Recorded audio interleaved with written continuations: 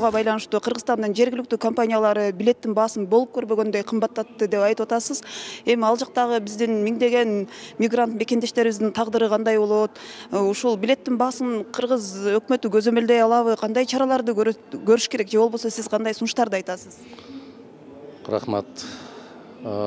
Бардык өлкөлөр ушундай оор кырдаалда өкмөттөр өз жарандарына көмөк көрсөтүү программаларын даярдап атат да, кыска мөөнөттөгү, орто мөөнөттөгү деп. Мына Россия Федерациясын карасаңыздар, Кудайдын куттуу күнү өкмөттүн жыйыны өтөт.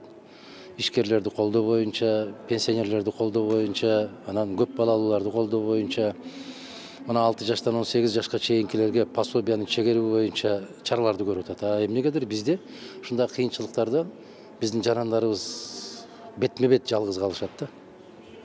Айрыкча ушул сыртта жумуш иштеп жүргөн, Россиядагы жүргөндөрдүн абалы өтө оор, кескин түрдө оорлоп кетти.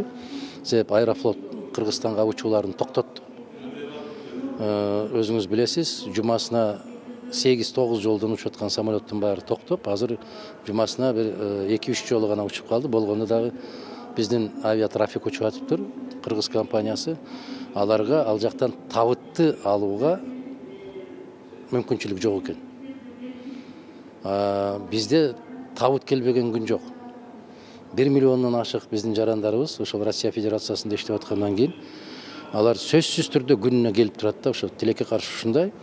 Башта ошол баягы ритуалдык кызматтарын көрсөтүү менен, бир киши коштоп келүүсү менен жалпысы бир ошол 40 000 рубльдин тегерегинде бүтүп аткан иш бүгүн тилекке каршы 150 000ге көтөрүлүп кетиптир. Анча айлык алган кыргыз жок ал жакта, билесиз. Экинчиден, биздин кыргыз авиатрафик компаниясы табытты албай атыптыр. Бул өтө оор жагдай. Анан кээ бир сөбөктөр ал жакта жумалап моргто жатып калган учурлары көп экен. Бул аябай чоң кордук. Туугандар үчүн абдан бир жаман кордук. Мына ушуну мен азыр сунуш кылдым. Тийиштүү министрликтерди, жетекчиликтерди чакырып, бул маселени сөзсүз түрдө колго алышыбыз керек. Анан билеттер боюнча дагы абдан туура айттыңыз. Башта бир 7 000, 9 000 турган билет бүгүн 35 000, 40 000ге чейин чыгарып салыптыр да. Эми ушундай кыйынчылыктан бизнес жасабаш керек. Ошол боюнча өкмөттүн көз карашы кандай экен жана кантип биздин жарандарга көмөк бере алат, ошолорду так угуу максатында бүгүн чакырып отурабыз, түштөн кийин буюрса. Бул авиакаттамды жүргүзгөн компаниялардын баары жеке менчик болуп атпайбы? Бизде мамлекеттик бир учагыбыз жок болуп атат да. Анан маселенин чечүүнүн жолу барбы?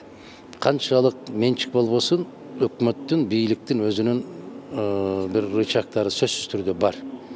Өтүнөбү, же теңшерик болобу, же кандайдыр бир тараптарын карап көрүш керек.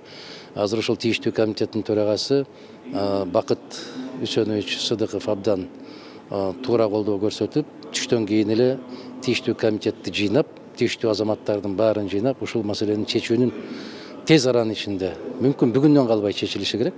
Ошонун үстүнөн өзүнүн сунушун билдирди, мен ыраазычылык билдирем. Ал кишиге ошондуктан Кудай буйрса бүгүн так жообун алабызго деген үмүт.